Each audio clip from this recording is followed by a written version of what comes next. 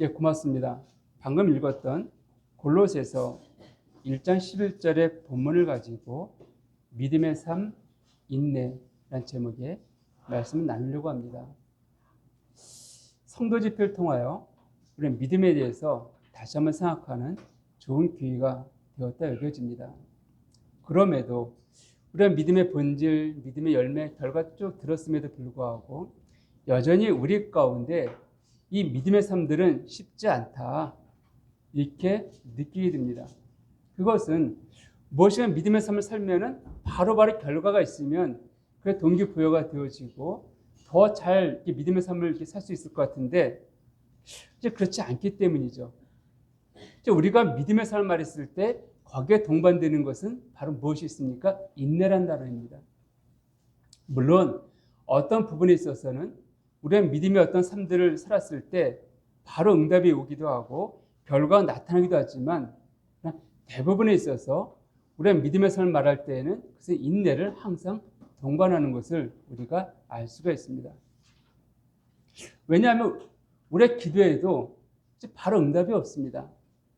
또 우리가 기도해도 우리 믿음을 주장해도 상황이 쉽게 변화되지 않습니다.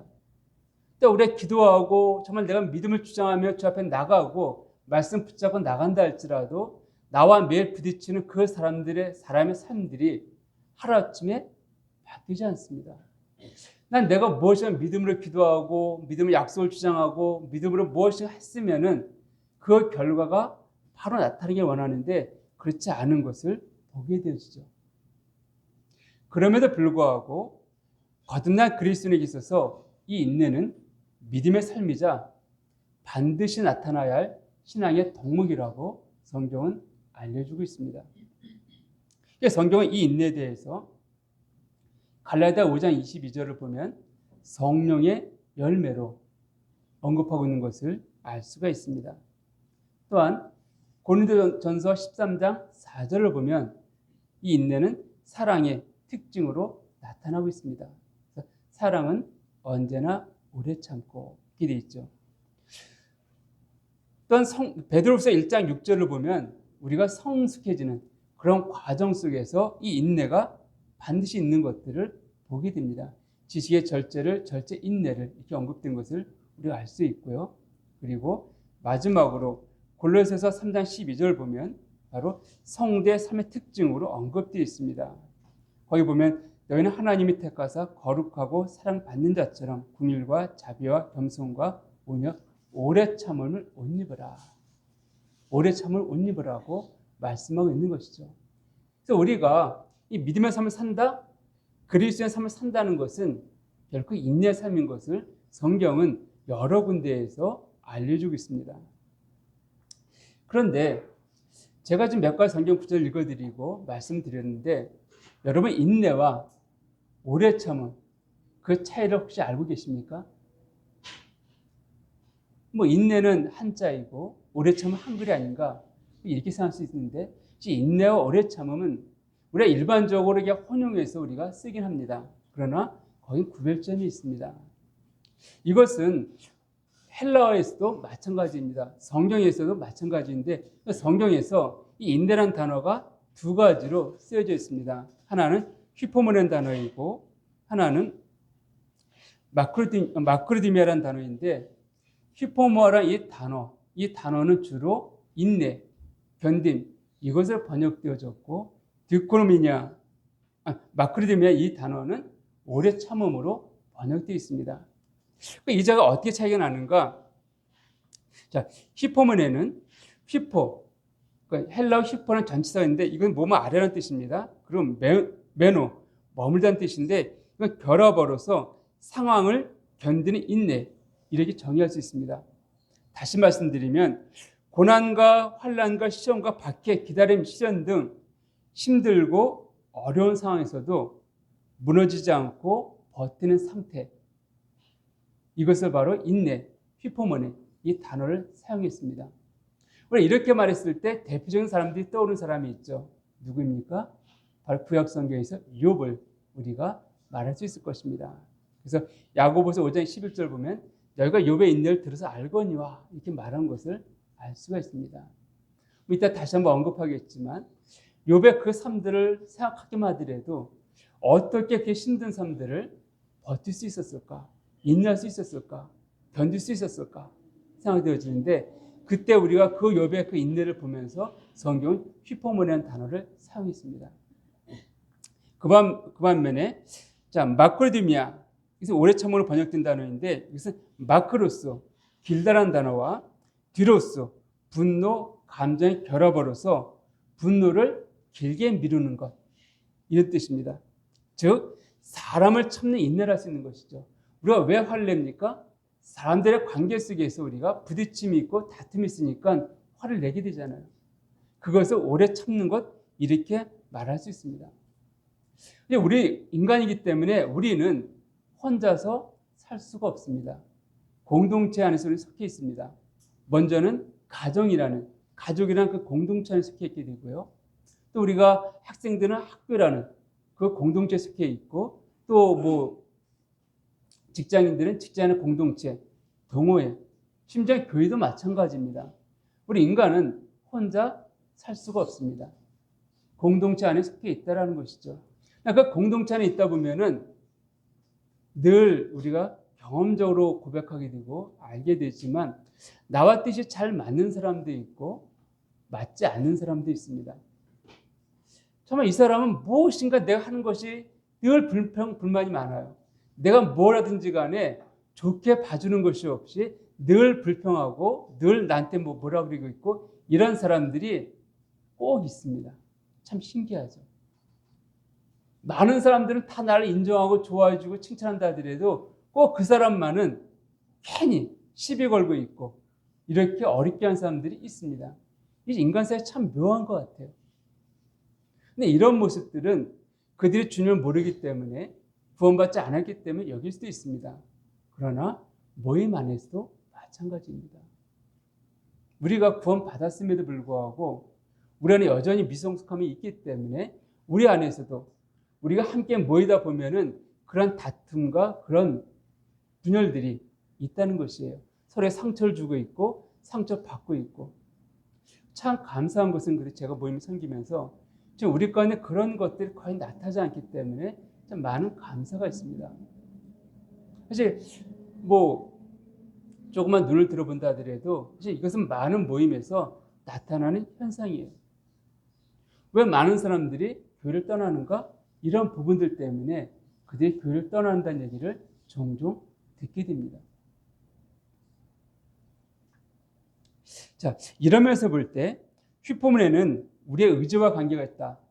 어떤 상황이 힘든 가운데서 버티는 거기 때문에 우리의 의지와 관계가 있고 비록 힘들고 어려워도 포기하지 않고 소망을 바라보며 나아가는 삶이란다면 마크로디미아는 감정 중심으로 정말 나에게 짜증나게 하고 힘들게 하는 그런 삶에 대해서 내가 분노를 늦추고 현재의 그 마음들을 이 상태를 어렵지 않게 유지해가는 그런 것이라 할 수 있겠습니다.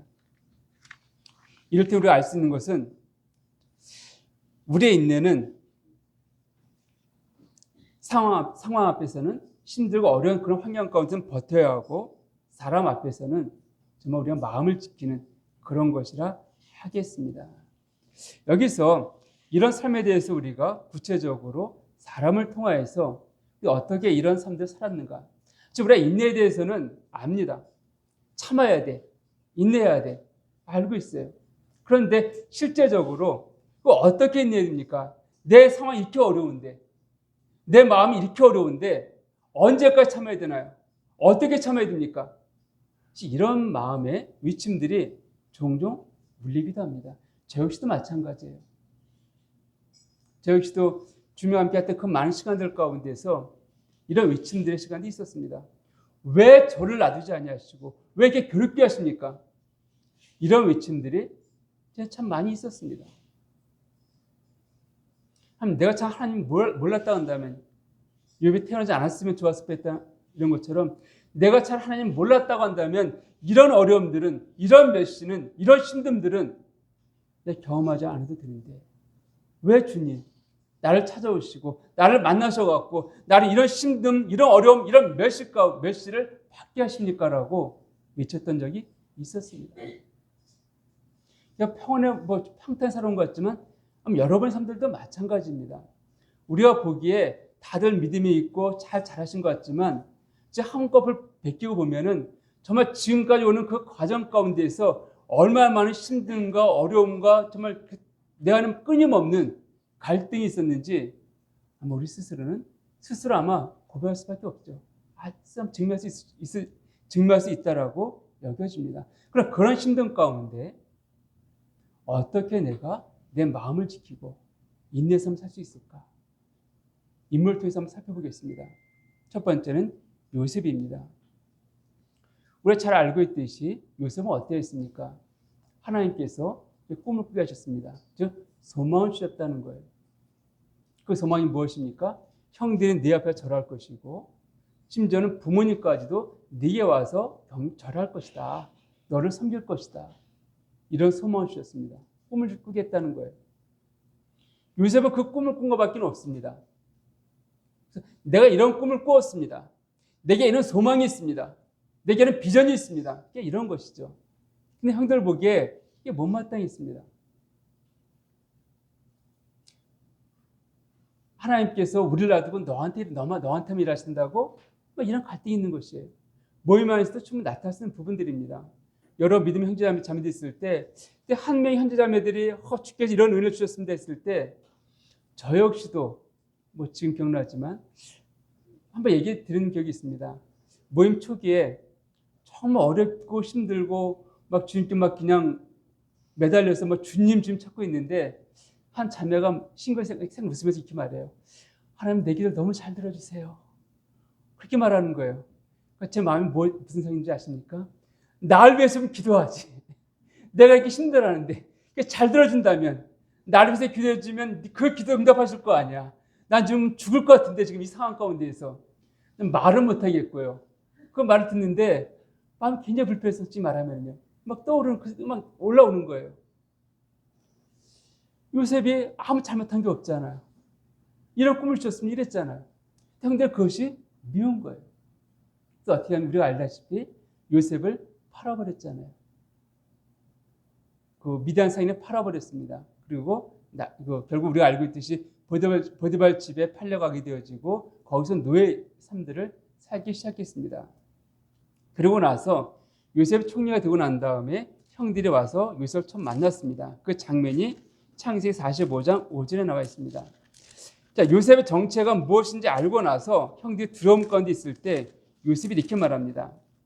창세기 45장 5절을 보면 당신들이 나를 이곳에 팔았다고 해서 근심하지 마소서, 한탄하지 마소서. 하나님이 생명을 구원하시려고 나를 당신들보다 먼저 보내셨나이다. 이 고백은 야곱이 죽고 난 다음에 창세기 50장 20절에서 다시 한번 두려운 형들 향하여서 요셉이 확인시켜 줍니다. 이게 무슨 말입니까? 두려워하지 마십시오. 당신들이 나를 파는 것 같지만 실상 그렇지 않습니다. 하나님께서 큰 계획과 뜻이 있으셨기 때문에 그렇게 행하신 것입니다. 당신들의 손을 빌려서 행하신 것입니다. 그러니까 당신들은 두려워하지 마십시오. 나는 그 꿈을 바라보고 왔었던 것이고 그 꿈이 이제 성취된 것입니다. 이 부분이에요. 요셉의 힘든 삶들은 어떠했습니까? 우리가 알고 있듯이 열심히 주님 섬겼지만은 보디발의 아내의 유혹을 거절했기 때문에 감옥에 갇히게 되어지고 거기서 힘든 삶을 살았습니다. 그럼에도 불구하고 요셉이 포기하지 않은 게 무엇이 있습니까? 자기의 어떤 꿈이었습니다. 하나님께 주신 그 소망이었다는 것이에요. 그 소망이 있었기 때문에 그 어려움들 가운데 낙담하지 않고 버틸 수 있었다는 것을 우리가 알 수가 있습니다. 그렇기 때문에 형들 앞에서 그런 외침들, 그런 말들을 할 수 있는 것이에요. 두려워하지 마십시오. 이 일은 하나님이 하셨습니다.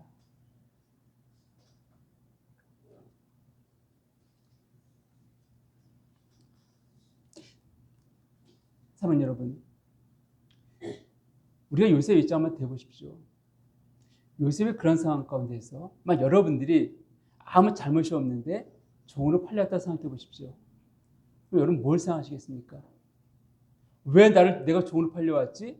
하나님 이런 꿈 꾸게 하셨는데 아마 저 같으면은 내가 꿈을 잘못 꾼 건가? 잘못 내 하나님 음성을 들은 건가? 막 고민하고 막 힘쓰고 막 이러면서 그냥 지쳐버렸을 것 같아요. 그런데요, 신앙은요, 우리의 이해를 요구하지 않습니다. 우리가 어려운 바로 이 부분이에요. 우리 자꾸만 벌어지는 그 상황들을 내가 이해하려고 그래요. 내가 이해해야지만 그래 이래서 이렇게 하셨구나 따라가려고 합니다. 근데 신앙은, 믿음은 내가 이해해서 되어지는 것이 아니에요. 많은 것들, 하나님 일하시는 많은 것들은 솔직히 우리가 이해할 수 없는 것들이 더 많이 있습니다. 이 세상에 이루어진 이 상황들을 여러분 다 이해할 수 있으신가요? 우리가 이해 못해요. 작게는 내게 이루어질 어떤 상황들 내가 이해할 수 있습니까? 아니에요. 우리 오늘 이현이가 아파서 이제 못 왔는데 어제부터 배가 아파서 이제 해열제 먹고 그래서 오늘 병원에 간다 그러는데 갑자기 아픈 거 우리가 이해할 수 있나요? 모르잖아요. 이해할 수 없습니다. 그러니까 하나님이 하시는 그 많은 것들은 우리가 이해할 수 없는 것들이 훨씬 많다는 것이에요. 자꾸만 내가 이해해야지만 순종하려 하다 보니까 여기서 어려움이 나타나는 것이에요. 성경은요, 우리가 이해가 아닌 순종을 요구하고 있습니다. 내가 이 상황도 이해할 수 없지만 내가 믿음으로 행했음에도 불구하고 내가 종으로 팔려왔고 내가 정직히 행했음에도 불구하고 내가 그 안에 유혹을 뿌리쳤기 때문에 더 나쁜 상황 떨어진 이것들을 내가 이해할 수 없지만 그러나 하나님 성격의 인정함을 통하여서 순종할 때 거기서 놀라운 결과들을 보게 됩니다. 그 결과는 무엇입니까? 하나님께서 행하신다는 것입니다. 이루신다는 거예요. 자, 두 번째는 욥입니다. 욥은 우리가 여러 번 들어서 알고 있습니다. 근데 욥의 인내를 어떻게 정의할 수 있을까요? 욥의 인내를 정의할 수 있다? 아마 누구도 쉽게 정의할 수 없을 것입니다.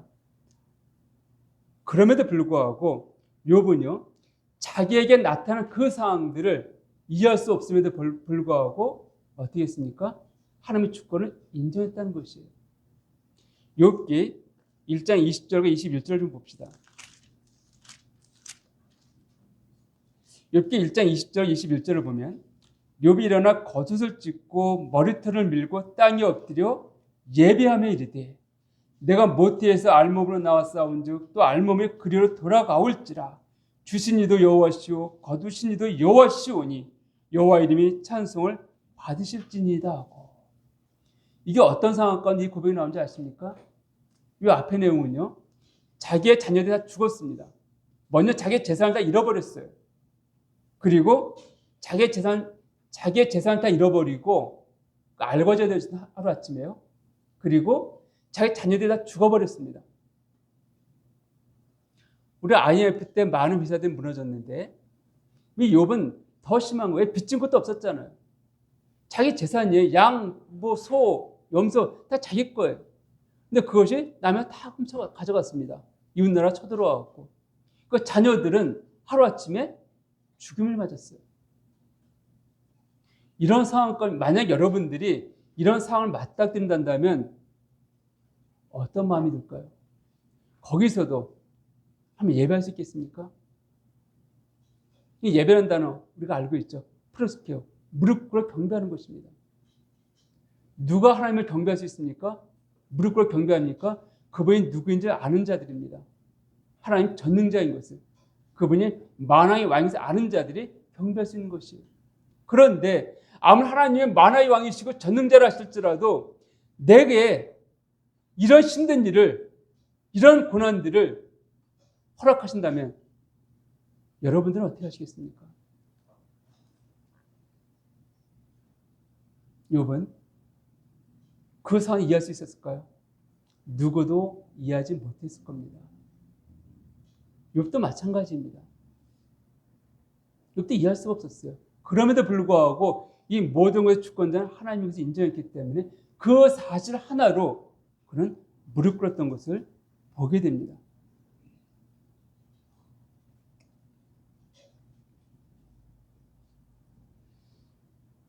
우리가 잘 부른 찬송가 중에 그 313장 보게 되면 내 평생에 가는 길 순탄하여 이런 찬송가가 있습니다. 잘 아시죠?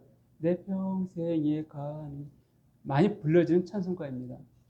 그 찬송가 쓰신 분은 스페피드라는 무디라는 유명한 부흥사가 있습니다. 그 무대 부흥회를 인도할 때 찬양 인도하던 그 분입니다.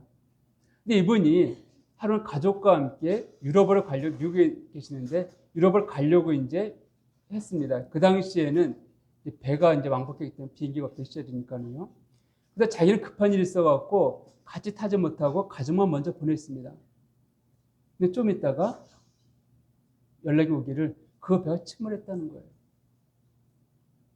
근데 급히 갔더니 배가 깔아앉아갖고 아내만 살아나고 네 딸, 자녀 4명인데 4명의 딸이 죽었습니다.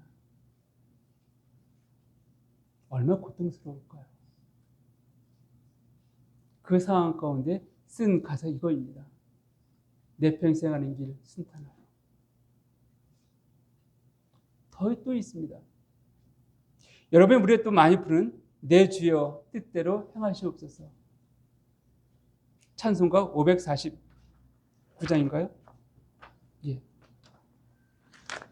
이분은 어떤 분이신가? 독일 목사님이신데, 벤자민 슈물크라 목사님이신데 정말 작은 교회 섬기면서 열심히 전도하시던 분이십니다. 근데 32살에 목사 안수 받고 이제 사역하시던 분이신데, 하는 자기 아내와 함께 또 동네 전도하기 위해서 저녁 때니까는요, 자기 아이들 2명, 어린 아이들입니다. 뭐 정확히 나이는 언급이 안 되어 있지만 6살이 안 된 아이들, 연년생이 같은 뭐 어린 아이들 2명을 집에 놔두고 재워놓고 동네 전도하러 갔습니다. 한참 전도하는데 보험 전하고 있는데 자기 집 쪽에 불길이 올라오는 거예요. 그래서 급하게 막 왔는데 그 집에 다 전소가 됐습니다. 그땐 통나무로 만든 집들이기 때문에 뭐 쉽게 전소가 되죠. 그 안에서 아이 2명이 발견됐는데 서로 꼭 껴안고 죽은 모습으로 발견됐습니다. 왜 그랬나요? 이들은 지금 복음 전하려고 마을에 내려가 있습니다. 만약 그 상황 가운데 자기들이 그 복음 전하러 동네에 내려가 있지 않고 그 집에 있었다고 한다면 능히 아이들을 살렸을 겁니다. 후회했겠죠. 근데 아이들이 자고 있던 시간이니까는 그 잠결에 깨어났는데 부모는 없어요. 그 둘이 그 무서운 껴안고서 결국은 죽음을 맞이한 것이죠. 여러분이 만약에 부모의 심정이 난다면 어떤 마음이 들까요? 내가 하나님을 위해서, 내가 당신을 위해서 이렇게 했는데 어떻게 내 아이들을 이렇게 데려갈 수 있습니까? 이런 외침이 나오지 않겠습니까? 이 상황 있나요? 여러분 이해할 수 있나요? 네, 그런 상황 가운데서 그분이 이렇게 고백했습니다. 하나님, 제가 주님의 일을 하러 나간 사이에 이런 일이 일어났지만 그래도 주님의 뜻이라면 따르겠나이다. 그리고 쓴 시가 그것입니다. 내 주여 뜻대로 행하시옵소서. 내 몸과 마음 다 주의 것이. 그 두 찬송가, 우리가 지금도 부르면서 은혜가 된 그 찬송가, 어떻게 그들은 그런 상황과 그런 고백할 수 있었을까요?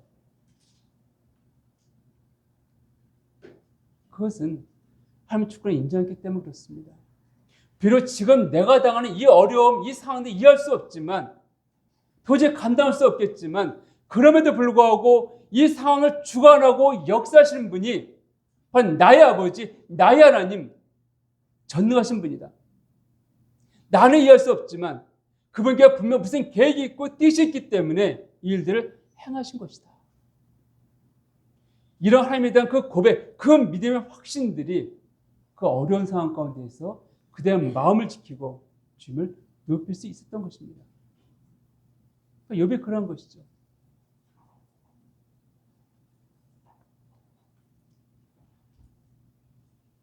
그렇기 때문에 우리의 인내에 있어서는 우리가 이해가 아닙니다.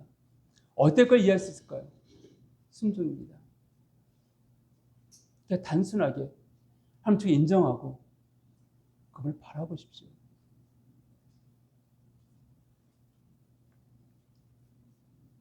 그리고 왜 내게 이런 일이 일어날까? 왜 내게만? 이것이 아니라 하나님이 이것을 통하여서 어떻게 행하실 것인가? 이걸 생각하시기 바랍니다. 왜 내게만이 아니에요? 하나님은 나를 가장 잘 아시기 때문에 합당하게 내게 일하시고 역사하신 분입니다. 그러니까 왜 내게 이런 힘든 이것이 아니라 이걸 통하여서 좀 무엇을 계획하시고 있고 어떻게 일하실 것인가? 이걸 생각한다 한다면 아마 우리가 그 어려운 상황 가운데에서 주님을 신뢰하고 바라볼 수 있다라고 있습니다. 세 번째는 다윗입니다. 이 다윗은 지금 두 가지는 휘포물이라는 단어와 연관되어 있다면 이 다윗은요 마크로디미라는 단어, 즉 오래 참음과 연관되어 있다 할 수 있는데 사무엘상 24장 6절을 보면 다윗이 사울을 죽일 기회가 있습니다. 무슨 말인가 하면 다윗이 동굴에 숨어 있는데 사울이 거기에 이제 자기 일을 보러 들어오잖아요. 그래서 조금만 기회를 내면 사울을 죽이면 됩니다. 사울을 죽이게 되었지만 다윗은요 사무엘에서 사울의 후계자로 왕으로 기름 부음 받은 자예요. 그럼 모든 사람들이 다 알고 있습니다. 그러니까 사울만 죽이게 되어지면 다윗은 내가 기름 부음 받은 자다. 왕위로 올라갈 수 있는 쉬운 길을 택할 수 있었습니다. 근데 죽이지 않았습니다. 왜 죽이지 않았습니까? 성경은 하나님의 기름 부으신 자를 기름 부음 받은 자 된 자를 내가 죽일 수 없다는 말하고 있습니다. 로마서 12장 보게 되면 우리 이 부분들을 이렇게 말하고 있는 이 부분에 대해서 합당한 말씀이 있는데 자, 로마 12장 9절을 제가 읽어드리겠습니다. 여기 보면 살아있는 것이 없니 악을 미워하고 선에 속하라. 그러니까 너희가 다윗으로 하여금 사람을 죽이는 것 쉽습니다. 근데 그건 하나님 보시 악함이라는 거예요. 하나님 기름 부으신 자를 죽이는 것은 악이라는 것입니다. 행하지 말라는 것입니다. 그러면은 자 생각해 보십시오. 나를 계속 괴롭히고 있고 힘들게 하는데 내가 어떻게 해야 되겠습니까? 어떻게 해야 될까요? 여러분 그러신 분들 경험하신 적 있으시죠? 아마 지금도 경험하시는 분이 있다라고 여겨집니다. 네, 19절 이하를 보시면 거기에 답이 있습니다. 로마서 12장 19절을 보면 내 사랑하는 자들아 너희가 친히 원수를 갚지 말고 하나님의 진노하심에 맡기라. 기록되었을 때 원수 갚는 것이 내게 있으니 내가 갚으리라고 주께서 말씀하시니라. 누가 갚는다고요? 주님이 갚으신다라고 말씀하고 있습니다. 이 말씀 묵상하면서 예전에 오성가는 그 책에서 보았던 어떤 기억이 납니다. 이 오성이 어느 어머니와 함께 시장에 갔는데 시장 사람들이 다들 이제 그분들 알고 있고 하니까 이 오성을 보고 그 앞에 있는 조그만 과일들이었습니다. 버찌 같은 걸 기억이 나지 확실치 않지만 뭐 산딸기일 수도 있고요. 과일을 갖고 먹으라고 이제 얘기했습니다. 근데 먹고 싶어 하면서도 안 가져가는 거예요. 또 한 움큼 가져갔는데 안 가져가요. 또 그 주인이 그냥 가져가 먹으면 먹어. 또 안 가져가요. 그러니까 주인이 내가 이가지고 떠서 줬습니다. 그걸 받아갖고서는 가면 신나게 먹는 거예요. 그래서 엄마가 물어봤습니다. 야, 그렇게 맛있게 먹을 건데 왜 아까 가져왔는데 안 가져왔니? 했더니 엄마, 제 손을 담는 것보다요 주인이 닮아지기 훨씬 양이 많아요. 제가 왜 이게 떠오르는지 아십니까? 여러분 악한 자들 정말 화난 사람들 있죠? 정말 내가 분노함을 그걸 내가 어떻게 저처럼 어렵게 할 것인가 할 수 있습니다. 근데 내가 그 사람한테 분노하고 징계하는 것보다 더 크신 분이 누구입니까? 하나님이시잖아요. 하나님이 진노하신다 한다면 더 크게, 더 힘들게, 내가 하는 것보다 더 어렵게 복수하실 거거든요. 복수 되시잖아요. 원수 갚는 게 내겠다 말씀하시잖아요. 내가 하시겠다라는 거예요.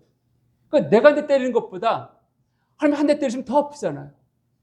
그럼 여러분 정말 마음이 어려우면 내가 때리는 게 나을까요? 하나님 때리는 게 나을까요? 하나님이 때리는 게 더 속 시원하잖아요. 더 좋지 않나요? 그렇습니다. 그래요. 하나님은 그러시기 때문에 네가 친히 원수 갚지 말고 내게 맡기라는 것이에요. 너는 다만 어떻게 하라고요?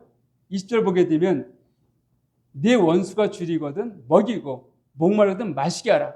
그래야므로 네가 숯불을 그 머리에 쌓아 놓으리라. 오히려 너는 섬기라는 거예요. 섬겨서 그가 회개하고 돌아오면은 그보다 친한 사람은 없습니다. 어제까지 원수였지만 그가 회개하고 주 앞에 돌아오면은요, 정말 내가 미안해, 내가 이렇게 했는데도 불구하고 네가 나를 기대해주고 이렇게 해주니까 너무 고마워. 그 이상 친한 사람은 없습니다. 어제까지 원수였다가요, 그렇게 되어지는 거예요. 혹 돌아오지 않으면 어떻게 되어집니까? 내가 섬겼던 것까지 포함해서 하나님은 그에게 뭐 하신다고요? 원수를 갚는다라고, 복수하신다라고 말씀하고 있잖아요. 그러니까 오늘 손해볼 게 없습니다. 내가 지금 분노하지 않아도, 내가 지금 복수하지 않아도 언제 하나님 복수하실 거예요. 더 나아가서 그럼에도 불구하고 내가 섬김을 통하여서 그가 회개하고 돌아오게 되면 우리는 천하보다 귀한 영혼을 얻은 것이고, 그 정말 이보다 더 귀한 사람은 없음들을 경험적으로 알 수 있다는 것이에요. 그래서 우리 오래 참아야 될 이유가 무엇인가? 이 부분 때문에 그렇습니다. 저 힘든 사람을, 저 어렵게 하는 사람을 좀 어떻게 내가 좀 골탕 먹이고 어떻게 할 것인가? 여러분, 주님 맡기세요. 주님 하실 것입니다.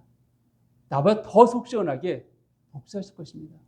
다만 나는 그때까지 기다리면서 오히려 주님이 어떤 분인지를 보이시면 되어집니다. 그걸 말씀하는 것이에요. 다윗은 사울을 죽일 기회가 있었지만 바로 행하지 않고 눈에 보이는 대로 바로 행하지 않았습니다. 하나님께 맡겨드리고 기다렸다는 것이에요. 그 결과로 우리가 알고 있듯이 하나님이 사울을 죽이셨고, 그리고 다윗을 하여금 온 이스라엘 백성, 그러니까 남유다만이 아니라 북이스라엘 백성의 마음까지도 얻게 하시고, 그때 나눠지지 않았었죠. 그러나 온 지파의 마음들을 얻게 함을 통하여서 진정 통일 왕국의 왕으로 세워진 것을 알 수가 있습니다.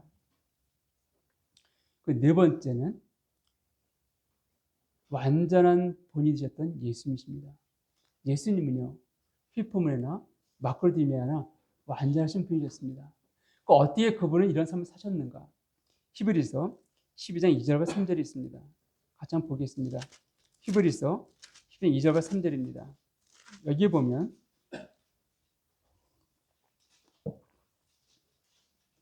믿음의 주요 또 온전케 하시는 이인 예수를 바라보자.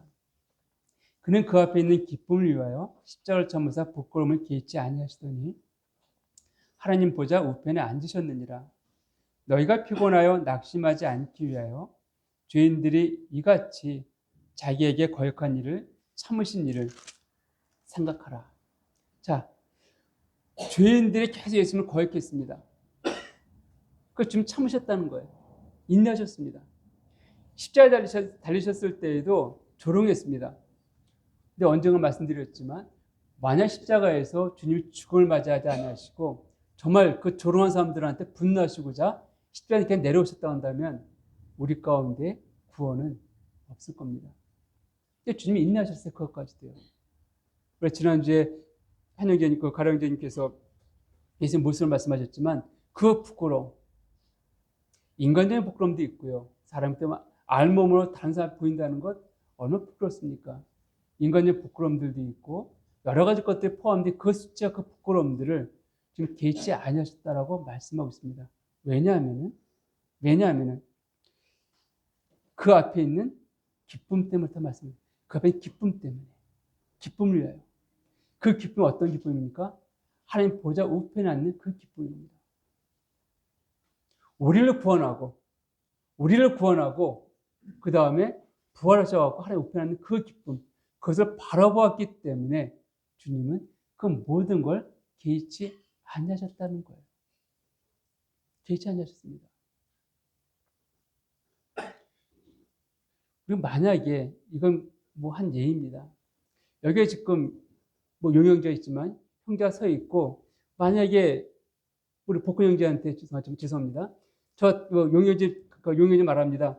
내 가림대 지나가십시오. 이러면은 안 지나가죠. 얼마나 수치스러운 일입니까? 그런데 그 밑에 보니까 황금덩이 떨어져 있어요. 뭐 어떻게 할까요? 어떻게 하겠습니까? 용의자 모르고 있어요. 황금덩이 지나가잖아요. 안 그러시겠어요? 여기서 금값이 얼마나 비쌉니까? 이거예요. 그러니까 용영제 내가 뭐 되어줘서 뭐 그냥 내 밑에 키워 이렇게 말한 것 같지만 실상은 내가 기억한 이유는 그것이 아니에요. 왜? 황금이 있으니까요. 그걸 짓기 위해서요. 주님 마찬가지입니다. 그거 개치 않으셨던 것은 그 앞에 영광성이 있었기 때문에 그랬다라고 기쁨으로 갔다라고 말씀하신 거예요. 저 역시도 있으면 할 거예요. 얼마 얼마 비싼데 그것이 그렇지 않습니까? 이게 뭐 극단적인 예의지만은 그렇다는 것입니다. 자, 아마 여러분들은 각자의 경험은 다르지만 나름 각자 경험한 광야의 삶 또는 사망의 음침한 골짜기를 지닌 경험이 있을 것입니다. 어떻게 그 시간, 그 삶들을 지내오셨습니까? 만약에 지금 다시 그 삶을 돌아가라고 한다면 결코 돌아가고 싶지 않은 그 시간, 그 삶들. 그러나 지금 돌이켜보면 버텼기에 어떻게 버틴지는 모르지만 어쨌든 버텼기에 지금 이곳에 계시는 거 아닌가요? 그리고 그 시간 대해서, 그 삶에 대해서 다른 사람들에게 얘기할 수 있지 않습니까? 내가 지금 힘든 가운데 있으면 사실 말할 수가 없습니다. 그런데 그 힘든 삶을 지나왔기 때문에 우리 다른 사람들한테 내 이런 시간들을 이렇게 버텨왔어. 지나왔어. 이렇게 말할 수 있지 않습니까? 하나님은 우리를 인내 사람으로 만들어 가십니다. 인내 사람 만들어 가십니다. 우리가 아브라함과 사라를 보면서 그들의 믿음의 소리에 굉장히 귀한 것들을 우리가 듣고 또 알고 있습니다. 그런데요, 우리 오해하는 것이 하나 있습니다.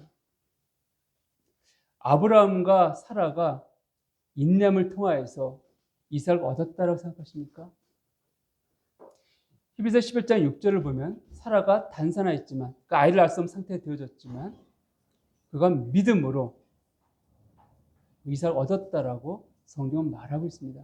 믿음을 얻었습니다. 근데 그 믿음에 어떤 인내가 포함됐다고 생각하십니까? 1년의 시간 이삭을 몸에 품고 그러니까 잉태원의 1년의 시간 그게 인내의 시간일까요? 사실 하나님께서 아브라함에게 약속하셨습니다. 갈 때부터 나올 때부터 약속하신 것이었어요. 근데 그 약속을 아브라함 믿음으로 주장하지 못했기 때문에 즉 인내하지 못했기 때문에 하나님께 말합니다. 여기 엘리에셀을 내 후손으로 삼겠습니다. 하나님 아니야. 좀 있다가 여기 사라가 말한 그 이스마엘 그 하갈을 주니까 이 하갈을 통해서 내가 아이를 얻으면 되겠지. 이스마엘 나왔습니다. 이게 인내의 결과인가요? 그렇지 않습니다. 그런데요, 이삭을 얻었습니다. 그러면은 보십시오. 이삭을 얻을 때까지 누가 인내했습니까? 아브라함과 사라가 인내함을 통해서 이삭을 얻은 건가요? 하나님이 인내하신 거예요. 하나님이 인내하셨기 때문에 그 엘리에셀 데리고 와도 하나님 진노하지 않으셨습니다. 이스마엘 나왔을 때 진노하지 않으셨어요. 품고 기다리시고 하나님의 때에 이삭을 얻게 하셨다는 겁니다. 우리 역시 마찬가지예요. 우리 인내를 말할 때 내가 어떻게 인내해야지라고 생각하는데 오해하지 마십시오. 내가 인내하는 그 삶보다 그 시간보다 하나님 더 나를 향해서 인내하고 기다리겠다는 것이에요. 실제로 내가 인내할 수 있는 것은 내 능력이 아니라 하나님께 인내하게끔 도우셨기 때문에 인내하고 있다는 것입니다.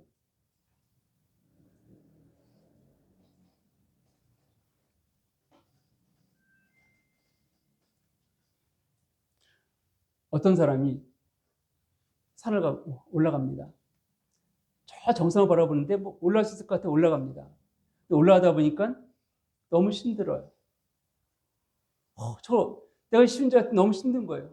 포기하고 싶습니다. 옆에 사람이 말합니다. 정상을 보지 마시고요. 앞에만 보고 걸어가세요. 한 발자국만. 그래요? 그 앞에 보고 합니다. 한 발자국, 한 발자국. 걷다 보니까 정상에 이르렀습니다. 그 정상에 있는 사람은 특별한 사람이 아닙니다. 그냥 앞에만 보고 한 발짝 걸어간 사람이에요. 우리의 신앙도 마찬가지입니다. 우리 인내도 마찬가지예요.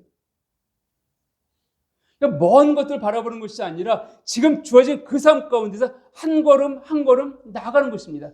근데 누가 내 옆에서 나를 도와주고 있나요? 바로 성령님께서 동행하시잖아요. 그분이 격려하시지 않습니까? 앞에만 보고 걸어가세요. 한 걸음만 더 걸어가세요. 오늘 본문을 다시 한번 보십시오. 골로새서 1장 11절을 보면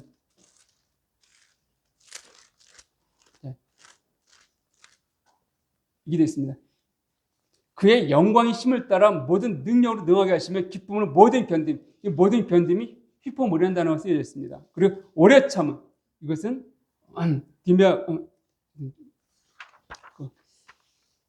이 오래 참음은 마쿠리디메라는 단어인데 이 두 개 다 쓰여졌습니다. 근데 우리가 어떻게 모든 견딤과 오래 참음 이르게 하셨다고요? 그의 영광의 힘을 따라 모든 능력으로 능하게 하시며 하나님께서 그 영광으로 그의 영광으로 능하게 하시기 때문에 기쁨으로 이룰 수 있다는 것이에요. 그러니까 우리의 힘으로 행할 수 없는 것들입니다. 하나님 도우셨기 때문에 하는 것이에요. 다시 한번 생각해 보십시오. 제가 여러분의 힘든 삶들을 말씀드렸습니다. 내게도 그런 시간들이 있었어. 어떻게 지낸지 몰라. 어쨌든 간에 버티다 보니까 여기까지 오게 되어졌고 지금은 그 시간 생각하면서 웃으면서 얘기할 수 있어. 근데 그 삶들에서 다시 돌아가고 싶지 않은 그 시간들, 그 삶들, 그때 하나님도 나를 돌아보지 않은 것 같고 나를 일신 같은 그 시간들, 근데 지금 와서 돌아보면은 이랬으니까 내가 버틸 수 있었구나. 이런 사람들을 만나게 하셨기 때문에, 이런 환경을 허락하셨기 때문에, 이런 길들을 보여주셨기 때문에, 그때는 보이지 않았던 것들이, 그때 사지 못했던 것들이 막상 그 터널을 지나고 나서, 그 광야를 지나고 나서 돌이켜보게 될 때 그랬었구나. 무엇이라고요? 하나님께서 나와 함께 하심을 통하여서 그 시간들을 견디게 하시고 버티게 하셨구나. 이렇게 되지 않습니까? 이게 지금 우리의 고백이 아닌가요?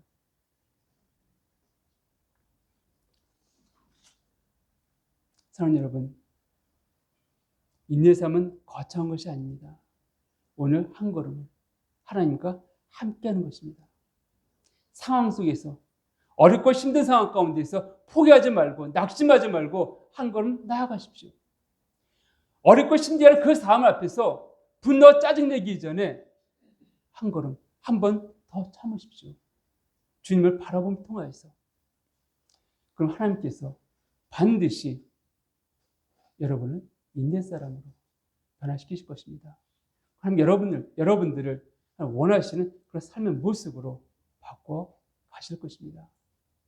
즉 인내는 하나님께서 내게 주신 은혜로 말미암아 우리가 감당할 수 있는 것들임을 성경은 말씀해 주고 있습니다. 기도하시겠습니다.